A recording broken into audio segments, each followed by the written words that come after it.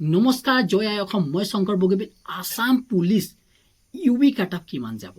এই প্ৰশ্নটো সবৰ মনত হ'ব, যিবিলাক ল'ৰাই ইউবিত নাম আহিব বুলি আশা কৰি আছে। প্ৰত্যেকটো মনত একেটা প্ৰশ্ন, বা আপুনি ভিডিঅ'টো তলত চাব, কমেণ্টত চাব ইউবি কাটাপ কিমান যাব। মই 78 পাইছোঁ, বা কোনোবা কৈছে 68 পাইছোঁ। আজি মই আপোনালোকক ক্লিয়াৰ কৰি দিম, কৈছোঁ নহয়, ক্লিয়াৰ কৰি দিম যে ইউবি আপুনি কিমান নাম্বাৰ পালে একজেক্ট আপুনি অসমৰ যিকোনো ডিষ্ট্ৰিক্টত আপুনি সফল হ'ব পাৰিব। গম পাইছেনে? প্ৰত্যেকটো এটা কথা আপোনালোকে যে প্ৰত্যেকটো ডিষ্ট্ৰিক্টৰ কাটাপ বেলেগ বেলেগ যায়, চাহে মিলিটাৰী এফেক্টেড এৰিয়া হওক, জেনেৰেল ডিষ্ট্ৰিক্ট এৰিয়া হওক, বা বৰ্ডাৰ এৰিয়া বা হিলছ এৰিয়াবিলাক হওক, প্ৰত্যেকটোৰ কাটাপৰ বেলেগ বেলেগ যাব।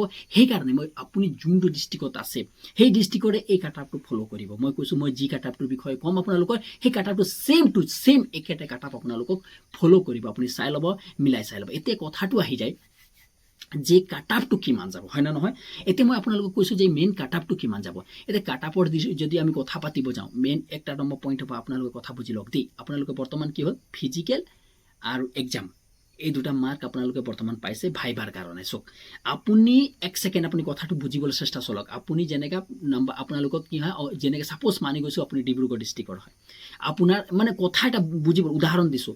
আপোনাক লাগে বোলে 63, আপুনি কাষ্টৰ হিচাপত আপুনি 63 পাইছে, আপোনাৰ মাৰ্ক 63 ওপৰত আছে, গম পাইছেনে?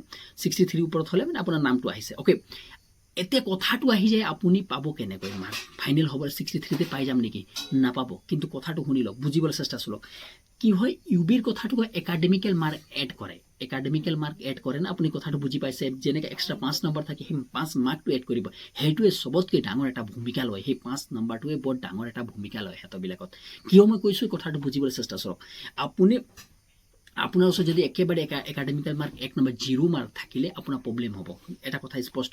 কিন্তু যদি 0 মাৰ্ক থাকে, তথাপিও আপুনি পাব। কেনেকৈ পাব? সেই কথাটো হৈ গৈছে যে আপোনাৰ যেনেকৈ 63 আপুনি পাই গৈছে 67। কথাটো বুজি পাই? আপোনাৰ এক্সট্ৰা মাৰ্ক আছে, আৰু ভাইভাটো আপুনি কি কৰিব লাগিব? ভাল কৰিব লাগিব। প্ৰথম কথা, আপুনি এক্সট্ৰা মাৰ্ক আপোনাৰ ওচৰত কিমান নম্বৰ আছে গম পাইছে? 5 নম্বৰ আছে না?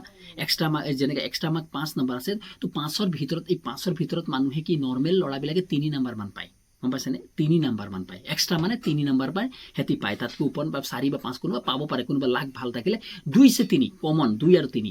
সেইকাৰণে মই ধৰি লৈছোঁ আপোনাৰ কাটাপৰ পৰা 2 নম্বৰ মান যদি বেছি হৈছে, 2-3 মাৰ্ক যদি আপোনালোকৰ বেছি আছে, তেনেহ'লে একাডেমিকেল মাৰ্কৰ কোনো প্ৰয়োজনীয়তা আপোনালোকৰ ওচৰত নালাগে। কিয়নো এবাৰ অভাৰলেপিং নহ'ব, আপোনাৰ একাডেমিকেল মাৰ্কৰ ইমান প্ৰয়োজনীয়তা নাই। অভাৰলেপিং নহ'ব, পোষ্টবিলাক কমি যাব। কোনোবা ইউবিৰ যিকেইটা পাছ কৰিছে সেইবিল ল'ৰাবিলাক এবিত যাবলৈ মন আছে, আৰু কোনোবা চিভিল ডিফেন্সত যাবলৈ মন আছে, কাৰোবাৰ বহুত বেলেগ বেলেগ ধৰণৰ মন থাকে ন।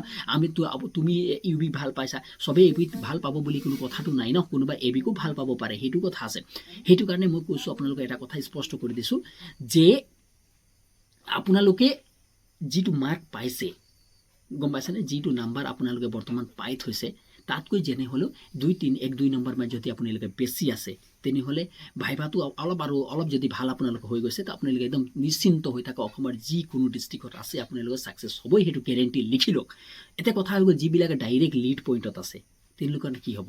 তেওঁলোকৰো নাম আহি যাব। টেনশ্যন ল'বলৈ নালাগে ন, ভাইভাটো ভালকৈ দি দিয়ক, গম পাইছেনে? কিন্তু অভাৰলেপিং নহ'ব, কথাটো বুজি পাইছে।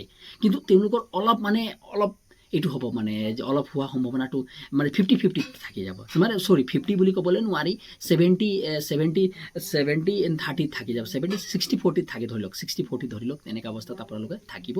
আপুনিও পাই যাব, টেনশ্যন ল'বলৈ নাই। মই যিটো ক'লোঁ সেইটোৱে কাটাপ হয়। আপুনি ভাবি লওক, আপোনাৰ ওচৰত যদি 2-3 নম্বৰ এক্সট্ৰা মাৰ্ক আছে, 2-3 নম্বৰ যদি আপোনালোকৰ এক্সট্ৰা মাৰ্ক আছে, তেনেহ'লে নিশ্চিন্ত হৈ থাকক। যদি আপোনালোকৰ একাডেমিকেল মাৰ্ক আছে, তেনেহ'লে বল্লে হৈ আছে।